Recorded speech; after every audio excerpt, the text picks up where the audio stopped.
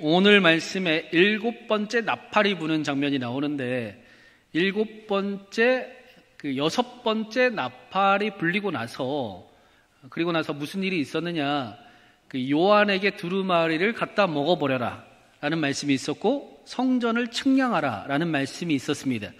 하나님이 회복에 대한 말씀을 요한에게 해주는 것을 우리가 보았습니다.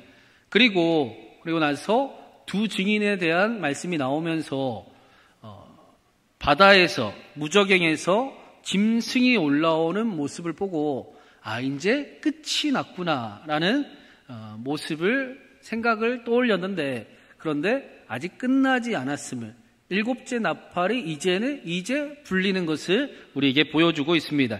우리 14절 15절 말씀을 한번 먼저 같이 읽어보겠습니다. 둘째 화는 지나갔으나 보라 셋째 화가 속히 이르는도다.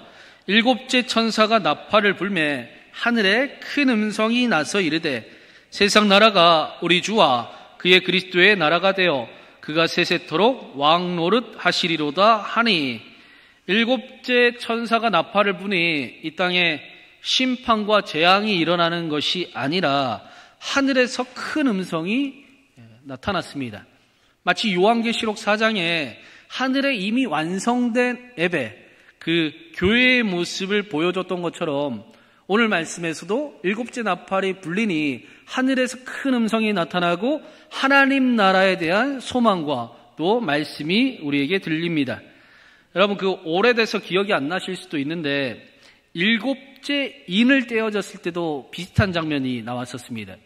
7째 인이 떼어졌을 때 이 땅에 나타난 일은 재앙이 아니라 아주 고요함이 나타났어요. 세상이 고요해졌다라고 말씀을 했습니다. 고요해졌다라는 것은 세상의 모든 소리가 이제 멈추었고 하나님이 보이기 시작했다라는 것입니다. 보세요. 저를 쳐다보잖아요. 고요하면 저에게 집중되듯이 세상의 모든 소리들이 사라지고 쾌락의 소리와 탐욕의 소리들이 사라지고 하나님을 향한 모습이 나타났다라는 것을, 모든 것이 하나님께 집중했음을 보여줍니다. 그리고 나서 무슨 일이 있었느냐, 성도의 기도 소리가 들렸어요. 성도의 기도를 하나님이 천사들을 통해 금향로로 하나님께 올려 받으셨습니다. 그리고 성도의 기도가 응답되는 것을 보여주었습니다. 이와 비슷하게 7 천사가 나팔을 불자 하늘에서 무슨 소리가 들렸느냐, 세상 나라가 우리 주와 그의 그리스도의 나라가 되어 그가 세세토록 왕노릇 하리로다 라는 음성이 들립니다. 7째 나팔 소리도 마지막이 재앙이 아니라 하나님의 심판이 나타날 줄 알았는데 하나님의 구원의 소식이 들립니다. 하나님의 회복이 나타납니다. 재앙의 끝에 심판이 있는 줄 알았는데 재앙의 끝에 하나님의 구원이 있네요. 우리의 고난의 끝에 멸망이 있을 줄 알았는데 구원이 있네요. 그래서 우리는, 성도들은 고난을 연단이라고 이야기도 합니다. 고난의 끝에 멸망이 있지 아니하고 고난의 끝에 하나님의 회복이 있다, 구원이 있다라고 고백을 합니다. 말씀을 보니까 세상 나라가 우리 주와 그리스도의 나라가 되었다라고 말씀을 해요. 원래 세상 나라는 예수님이 오시기 전까지는 어둠의 권세자들의 나라였습니다. 마태복음에 마귀가 예수님께 시험하면서 이런 말을 합니다. 마태복음 4장 8절 9절에 한번 읽어보겠습니다.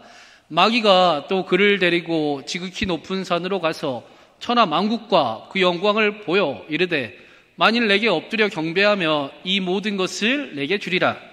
예수님께서 광야에서 시험을 받으시는데 마귀가 예수님에게 나에게 절하면 이 천하 만국을 너에게 주겠다, 마치 천하 만국이 자기 것처럼 마귀가 이야기를 합니다. 세상 나라가 천하 만국이 마귀의 것과 같았습니다. 에베소서에서도 이렇게 말씀을 합니다. 우리 에베소서 2장 1절 2절도 한번 읽어보겠습니다. 그는 허물과 죄로 죽었던 너희를 살리셨도다. 그때의 너희는 그 가운데서 행하여 이 세상 풍조를 따르고 공중의 권세 잡은 자를 따랐으니 곧 지금 불순종의 아들들 가운데서 역사하는 영이라. 세상 풍조를 따라가는 것이 공중의 권세 잡은 자를 따라가는 일입니다. 세상의 풍조가 공중의 권세 잡은 자가 이 땅을 가득 다스리는 것 같았습니다. 그런데 오늘 말씀에서는 일곱째 나팔에 불자 세상 나라가 주와 그리스도의 나라가 되어 그가 세세토록 왕노를 하신다. 예수님이 다스리신다라고 말씀하고 있습니다. 세상 풍조를 따라가던 사람들이 하나님을 따라가는 사람들이 되었어요. 놀라운 일 아닙니까? 하나님의 뜻을 기뻐하는 일이 나타났습니다. 세상을 따라가야만 할 것 같던, 그렇게 믿고 살아갔던 사람들이 이제는 하나님의 기뻐하시는 일을 따라가는 일들로 변화가 되었습니다. 그래서 일곱 번째 나팔 소리가 구원받은 자들에게는 하나님의 기쁨의 소식이요 구원의 나팔 소리로 들립니다. 우리도 그렇지요. 우리도 하나님의 말씀이 회복의 말씀으로 들리잖아요. 하나님이 다시 나를 부르시는 말씀으로 들립니다. 그런데 반대로 세상 어둠의 권세자들에게는 여전히 세상의 풍조를 따라가는 자들에게는 심판의 소리로 들립니다. 하나님과 반대하는 자들은 하나님의 은혜의 말씀이 괴롭습니다. 감사가 아닙니다. 회개가 나타나지 않습니다. 왜 회개하라고 그러나? 왜 하나님께로 돌아오라고 그러나? 나는 여전히 세상과 보타고 살고 싶습니다. 나는 바뀌지 않을 겁니다. 나는 아무리 예배를 드려도, 아무리 하나님이 찾아오셔도 나는 내 뜻대로 살아갈 겁니다. 라고 하나님의 말씀이 괴롭습니다. 하나님의 말씀이 들리는데 내 삶을 포기하라고 이야기하는 것 같습니다. 하나님이 사랑한다라고 말씀하시는데 아니 너의 것을 나에게 다 주어라 라고 빼앗기는 것 같습니다. 심판의 소리로 들립니다. 이 일을 18절에는 이렇게 말씀을 합니다. 우리 18절도 한번 읽어보겠습니다. 이방들이 분노하매 주의 진노가 내려 죽은 자들을 심판하시며 성도들과 또 작은 자든지 큰 자든지 주의 이름을 경외하는 자들에게는 상 주시며 또 땅을 망하게 하는 자들을 멸망시키실 때로소이다 하더라.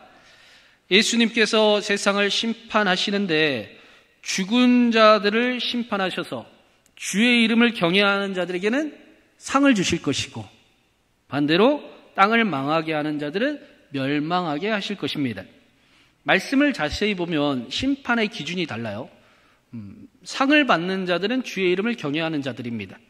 맞아요. 하나님의 말씀대로 사는 게 맞습니다. 하나님 내가 연약하고 내가 부족한데 하나님의 말씀에 내가 다시 하나님 반응하며 나아가겠습니다. 다시 하나님과 함께하는 삶을 살아가 보겠습니다. 라는 기쁨이 샘솟습니다. 하나님과 함께하는 복이 임합니다. 하나님과 함께하는 삶의 표적이 따르는 것을 보게 됩니다. 하나님께 나아가는 자는 반드시 그가 계신 것과 그가 자기를 찾는 자들에게 상 주시는 이심을 경험하는 삶, 하나님을 점점 알아가는 삶을 살아갑니다. 그래서 하나님을 사랑하는 삶을 살아가게 되는 겁니다. 그런데 멸망하는 자들은 말씀해 보니까 주의 이름을 멸시하는 자들이 멸망하는 것이 아니라 땅을 망하게 하는 자들이 멸망하는 자들이 됩니다. 하나님을 무시하는 삶이 자신의 삶을 망하게 하는 삶과 동일하기 때문입니다. 그냥 하나님을 무시하는 삶이 아니라 하나님을 무시하는 삶을 스스로 선택하고 하나님을 벗어나는 삶이 자신뿐만 아니라 자신의 삶의 자리와 자신의 삶에 만나는 이들의 영역까지도 망하게 하는 일들을 경험하는 자들이 심판을 당할 것이다. 멸망할 것이다. 라고 말씀하고 있습니다. 이스라엘 역사를 보면 가장 악한 왕을 아합 왕이라고 이야기를 하지 않습니까? 우리가 지금 열왕기 상에서 말씀에서 보고 있는데, 근데 아합은 하나님의 뜻이 아니고 자신의 뜻이 하나님의 뜻이라고 생각하며 사는 사람이었습니다. 하나님의 뜻이 들리며 하나님의 뜻이 맞습니다 라고 반응이 일어나야 될 텐데 아니요, 하나님이 몰라서 그러네요. 하나님도 까불면 안 됩니다. 내 뜻이 하나님의 뜻보다 더 중요합니다. 자기의 뜻이 하나님의 뜻인 삶을 살아가는 사람이 아합이었습니다.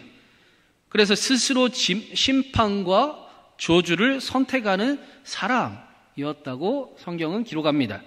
그리고 그 삶을 통해 그의 삶뿐만 아니라 그의 자녀들의 삶과 그가 다스리는 이스라엘까지 재앙을 심판을 당하게 될 것이다 라고 하나님께서 예언자를 통해 말씀하십니다.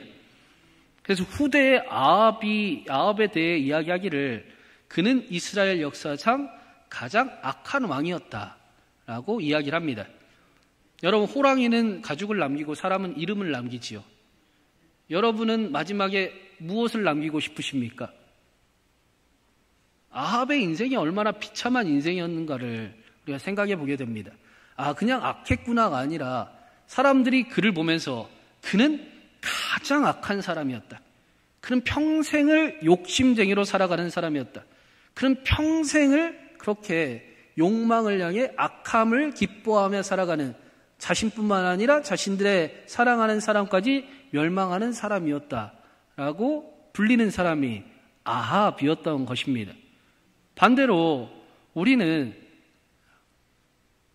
사랑하는 사람들이 우리를 보면 예수님 생각나는 사람, 저 사람은 착하지, 욕심을 내려놓을 줄 알지, 예수님 만나서 정말 변했지, 말씀대로 사는 사람이지, 하나님의 복을 누리는 사람이지, 하나님을 정말 사랑하는 사람이지 라고 우리가 들을 수 있기를 간절히 바랍니다. 하나님은 우리를 그 길로 인도하고 계세요. 우리가 무엇을 남겨야 되겠습니까? 우리가 나중에 하나님 앞에 뭘 가지고 가겠습니까? 여러분, 집을 가져가실 겁니까? 땅을 가져가실 겁니까? 하나님, 내가 이만큼 골프채를 가지고 왔습니다. 이만큼 성공해서 왔습니다 라고 말하겠습니까? 하나님, 내가 하나님 기뻐하는 삶 애쓰며 살다 왔습니다. 내가 넘어질 때도 많고 부족할 때도 많았는데 그래도 나 하나님 끝까지 사랑하고 싶었습니다. 하나님, 내 마음 아시지요? 라고 하나님 앞에 또 남겨진 사람들에게 선함을 드릴 수 있는, 선물할 수 있는 저와 여러분 되기를 간절히 바랍니다. 오늘 말씀에 주의 이름을 경외하는 사람들이 어떻게 살아가는가, 어떤 모습인가 말씀에 그대로 나와요. 우리 16절 17절 마지막으로 같이 한번 읽어보겠습니다. 하나님 앞에서 자기 보좌에 앉아있던 24 장로가 엎드려 얼굴을 땅에 대고 하나님께 경배하여 이르되 감사하옵나니 옛적에도 계셨고 지금도 계신 주 하나님 곧 전능하신 이여 친히 큰 권능을 잡으시고 왕 노릇 하시도다. 7번째 나팔 소리가 들리니 하나님 앞에 자기 보좌 앞에 앉아있던 24 장로가 엎드려 경배하며 소리를 칩니다. 감사하오니 옛적에도 계셨고 지금도 계신 주 하나님 곧 전능하신 이여 큰 권능을 잡으시고 왕 노릇 하시옵소서. 예수님이 이기신 분입니다 라는 고백이 24 장로의 그 입술에서 터져 나옵니다. 하늘에 이긴 자로 서 있는 24 장로들. 24 장로는 우리에게 이긴 우리를 뜻하잖아요. 이긴 성도들을 뜻하지 않습니까? 그들이 고백하기를 예수님은 옛적에서도 계셨고 지금도 계시고 하나님 곧 전능하신 하나님이시고 큰 권능을 가지시고 왕노릇 하시는, 다스리시는 하나님이 바로 예수 그리스도이십니다. 이 고백은 요한에게도 예수님이 알려주신 고백하고 똑같습니다. 요한계시록 1장 8절에 이렇게 말씀을 하셨어요. 우리 한번 읽어보겠습니다. 주 하나님이 이르시되 나는 알파와 오메가라. 이제 계셨고 전에도 있었고 장차 올 자요 전능한 자라 하시더라.